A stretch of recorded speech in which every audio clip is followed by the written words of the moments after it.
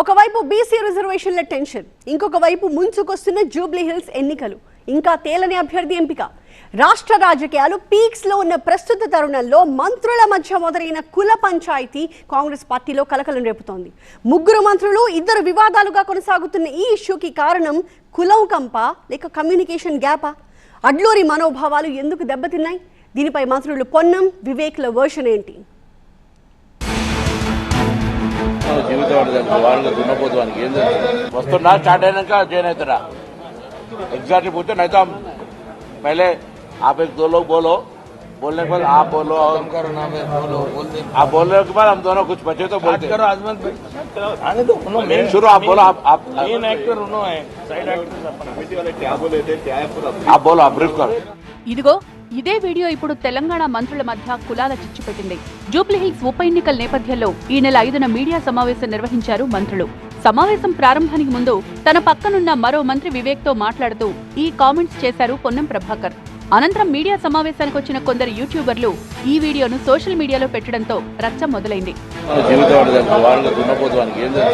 అయితే ఆ వ్యాఖ్యలు తనను ఉద్దేశించే పొన్నం చేశారంటూ హర్ట్ అయ్యారు మరో మంత్రి అడ్లూరి లక్ష్మణ్. పొన్నం ప్రభాకర్ తనతో పాటు తన సామాజిక వర్గాన్ని దారుణంగా అవమానించారంటూ ఆవేదన వ్యక్తం చేశారు. మరో మంత్రి వివేక్ కూడా తన పక్కన కూర్చోడానికి ఇష్టపడలేదన్నారు. ఈ వ్యవహారంపై అధిష్టానానికి కూడా ఫిర్యాదు చేశారు లక్ష్మణ్.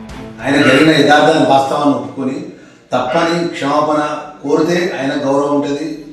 ఆయన అన్న మాటకు వ్యక్తిగతంగా ఒక అనడం తప్పని విషయంలో కూడా ఆయన క్షమాపణ ఇస్తే ఆయన మంచి ఉంటుంది అనేది నేను మీ ద్వారా చెప్తున్నా. ఇప్పటికే ఆ మంత్రి ప్రభాకర్కు, పొన్నం ప్రభాకర్ గారికి నేను ఒకటే మాట చెప్తున్నాను.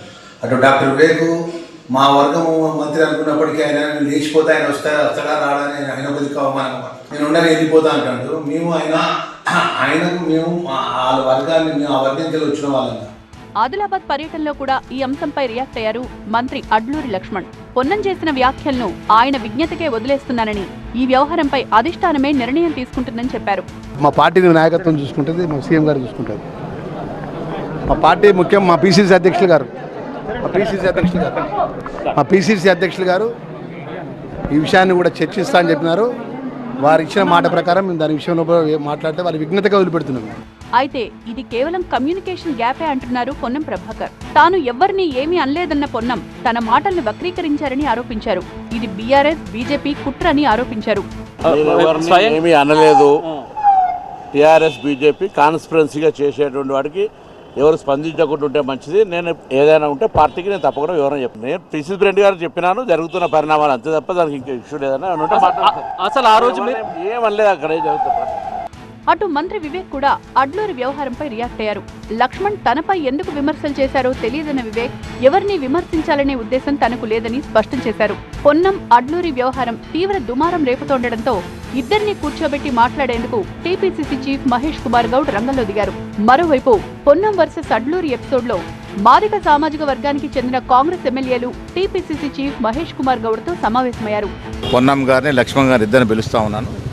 ఇద్దరితో మాట్లాడి ఈ సమస్యని పరిష్కారం చేస్తాం. అవసరం ఉంటే వివేక్ గారు కూడా వారితో కూడా మాట్లాడతాము. ఇది ఇంటి సమస్య, కాంగ్రెస్ పార్టీ ఇంటి సమస్య. పొన్నం గారు ఆల్రెడీ వివరణ ఇచ్చినారు. నేను లక్ష్మణ్ ఉద్దేశించి మాట్లాడలేదనే మాట చెప్పినారు. వారిద్దరు వచ్చినప్పుడు వాస్తవాలు తెలుసుకొని దీని సమస్యని పరిష్కరించడం పని.